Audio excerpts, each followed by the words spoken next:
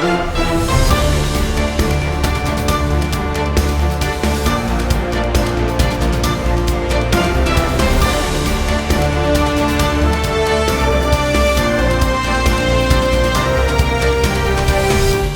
पहले तो नड्डा जी का हिमाचल में मैं स्वागत करता हूँ कि बड़े टाइम बाद उन्हें मौका मिला हिमाचल के लोगों को पूछने का, क्योंकि वो बता रहे थे कि मैंने सुना उनको कि मैं जो मेरी जन्मभूमि है वो हिमाचल है और कर्म भूमि अपनी वो दिल्ली को बताते हैं। तो मैं ये बताना चाहूँगा कि नड्डा जी जब हिमाचल की राजनीति में प्रवेश किया था तो उनकी कर्म भूमि भी हिमाचल ही थी। स्टार्टिंग उन्होंने हिमाचल से की थी और यहाँ वो विधायक भी रहे और मिनिस्टर भी रहे। उसके बाद वो दिल्ली गए हैं तो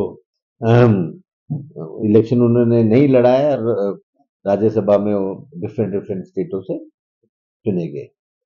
तो मैं आपको बता देना चाहता हूँ नड्डा जी कि सबसे पहली बात तो ये है कि डबल इंजन की सरकार इससे पहले भी थी हिमाचल प्रदेश में।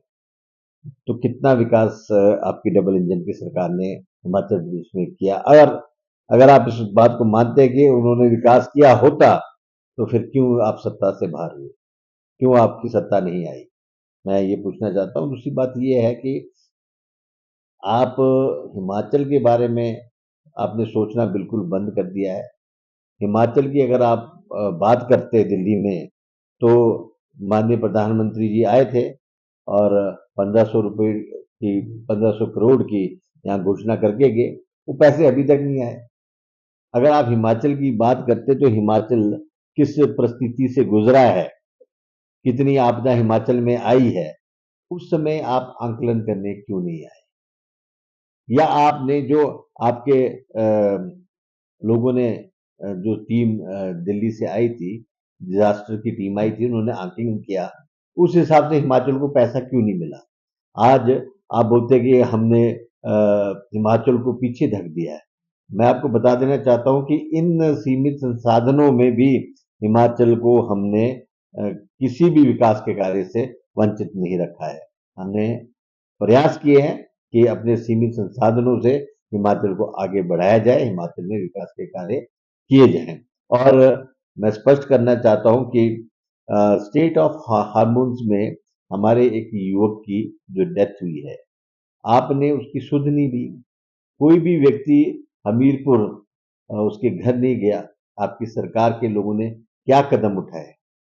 आपने तो इवन की मैं आपको बताना चाहता हूं कि जो आज त्राही त्राही मची हुई है पूरे देश में, वो बेरोजगारी है। डीजल पेट्रोल के रेट्स आप देख लो कहां पहुंच गए, रसोई गैस देख लो आप कहां पहुंच गया।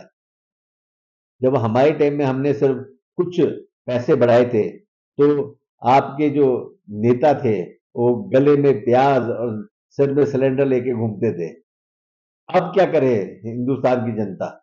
अब आप ही बता दें कि इस परिस्थिति में क्या करना चाहिए कि आपने जिस हिसाब से रेट बढ़ाया और दूसरी एक और राइटर आपने पूरे हिंदुस्तान में पूरे भारतवर्ष में लगा दिया कि कोई भी तेल जो है वो कैन्यू में ना ले जा सके। आप एक चीज बताइए, क्या हमारे बागवान, क्या हमारे जो किसान हैं, उनके पास कोई अपने पेट्रोल पंप है जो वहां से भर के वो अपने थ्रेशर चलाएंगे, अपने ट्रैक्टर चलाएंगे, अपने जो मशीनरीज है जो उपयोग करते हैं, वो चाहे हॉर्टिकल्चर के लिए चाहे एग्रीकल्चर के लिए, उन सब चीजों में तेल लगता है। तो तेल अगर कैनी में नहीं ले जाएंगे तो क्या आप उन सभी लोगों किसानों को क्या अलग अलग पेट्रोल पंप से लेके दोगे? तो आप इन बातों पे आपने विचार करना बंद कर दिया, इन चीजों को आपने बोलना बंद किया। और पेपर देखो, नीट का पेपर लीक हुआ, माननीय प्रधान जी मन की बात करने हमेशा आ जाते हैं। 8 बजे आज प्रधानमंत्री जी मन की बात करेंगे। उन्होंने एक बार भी ट्वीट किया नीट के पेपर क्यों लीक हुआ? आप किसी ने बोला कैसे हुआ? और आज परिस्थिति यह है कि विमानों में पेपरों को भेजा जा रहा है, वहां से सप्लाई किया जा रहा है। ऐसी परिस्थिति क्यों आई हिंदुस्तान? इन चीजों पे आपने विचार क्यों नहीं किया? तो मैं स्पष्ट कहना चाहता हूं कि आप अपनी नीतियां जो आपकी है उससे आज पूरा देश बेहाल है। और आप चिंता कीजिए, मंथन कीजिए, यहाँ हिमाचल का मंथन कीजिए, क्योंकि आप हिमाचल ही आपकी कर्म भूमि है, हिमाचल ही आपकी जन्म भूमि है, और जो कुछ भी है वो हिमाचल से है। मैं ये समझता हूँ कि आपको ये मंथन करना चाहिए, और आपको केंद्र सरकार के सामने इन बातों को रखना चाहिए कि यहाँ के मुद्दे क्या है।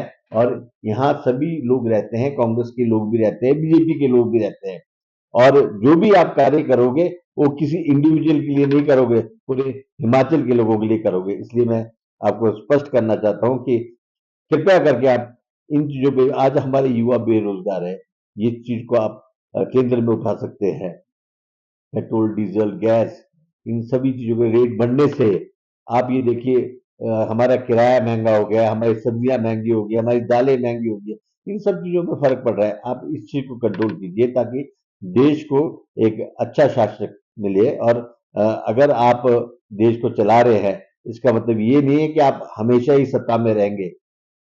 यहाँ की जनता कभी भी आपको उखाड़ के फेंक सकती है। तो मेरा आपसे निवेदन ये है नड्डा जी, कि आप जब केंद्र में जाएं तो माननीय मोदी जी के सामने इन मुद्दों को रखिए ताकि हिमाचल के लोगों का सुधार हो सके। ये जो ढोंग है भाजपा के, लोग बहुत अच्छा करना जानते हैं, ये अपने ही लोगों को खड़ा करके उनको पटके डाल देते हैं और उनको बता देते हैं कि इतने लोग कांग्रेस से छोड़ के भाजपा में मिल गए।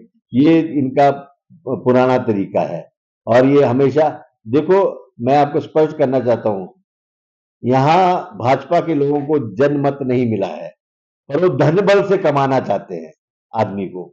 तो मैं उनको स्पष्ट करना चाहता हूं कि जो भी व्यक्ति चुनाव लड़ता है उसको जनमत मिलना चाहिए, धन बल की जरूरत नहीं है।